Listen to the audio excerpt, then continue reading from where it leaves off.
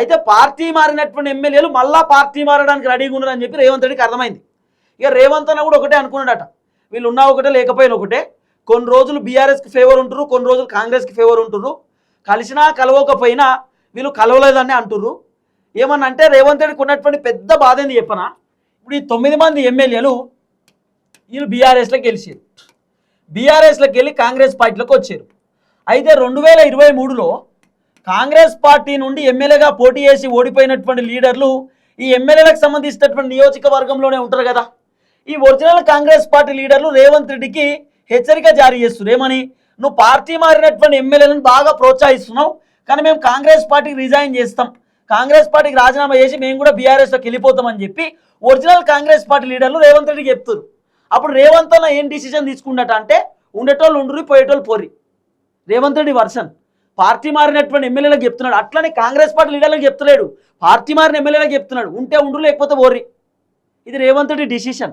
ఎందుకంటే రేవంత్ రెడ్డి పార్టీ మారినటువంటి ఎమ్మెల్యేలకు ఏం చెప్పలేకపోతున్నాడు, ఒరిజినల్ కాంగ్రెస్ పార్టీ లీడర్లకు ఏం చెప్పలేకపోతున్నాడు. ఇప్పుడు ఎట్లా అంటే, ఫర్ ఎగ్జాంపుల్ ఇప్పుడు నేను ఒక కాన్స్టిట్యున్సీ ఉంది, ఏ constituency, for example Bhupalpally constituency అనుకోరి, జయశంకర్ భూపాలపల్లి కాన్స్టిట్యున్సీ. ఈ జయశంకర్ భూపాలపల్లి కాన్స్టిట్యున్సీలో మా తమ్ముడు ఒక వరుణ్ అనుకో, వరుణ్ తర్వాత వరుణ్ ఒక ఆయన, లేకపోతే నవీన్, ఇద్దరు అనుకోర్రి. ఇప్పుడు ఈ వరుణ్ అనేట ఆయనే బీఆర్ఎస్ పార్టీకి వెళ్ళి ఎమ్మెల్యే గెలిచింది అనుకోర్రి, ఈ నవీన్ అనేట ఆయన కాంగ్రెస్ పార్టీ నుండి ఎమ్మెల్యేగా పోటీ చేసి ఓడిపోయింది అనుకోర్రి. అయితే ఈ వరుణ్ అనేట ఆయన ఏం చేసిండు, కాంగ్రెస్ అధికారంలోకి వచ్చిన తర్వాత ఈయన కాంగ్రెస్ పార్టీలోకి వచ్చిండు. మరి ఇప్పుడు ఈ వరుణ్ అనేట ఆయన బీఆర్ఎస్ పార్టీ ఎమ్మెల్యే, వాస్తవానికి ఈ బీఆర్ఎస్ ఎమ్మెల్యే కాంగ్రెస్లోకి వస్తే ఈ వరుణ్ అనేటోడు ఇప్పుడు కాంగ్రెస్ పార్టీకి ఎమ్మెల్యే అవుతాడు అన్నట్టు.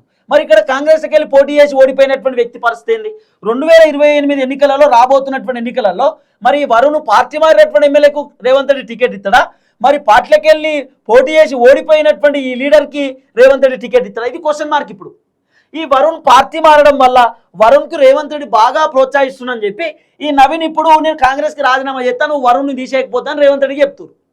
ఇప్పుడు ఇట్లా జరుగుతుంది పంచాయతీ. ఈ 9 మంది ఎమ్మెల్యేలను మీరు తొలగిస్తారా, లేకపోతే మేమే రాజీనామా చేయాలన్నా, ఇప్పుడు original Congress party leader Revanth రెడ్డికి చెప్తారు. ఇక రేవంత్ అన్నకేమో హైకమాండ్ ఆల్రెడీ చెప్పారు, Jeevan Reddy Congress party senior leader వెళ్ళిపోయిండు, ఇప్పుడు ఇంకా కాంగ్రెస్ పార్టీకి ఎవరైనా రాజీనామా చేస్తే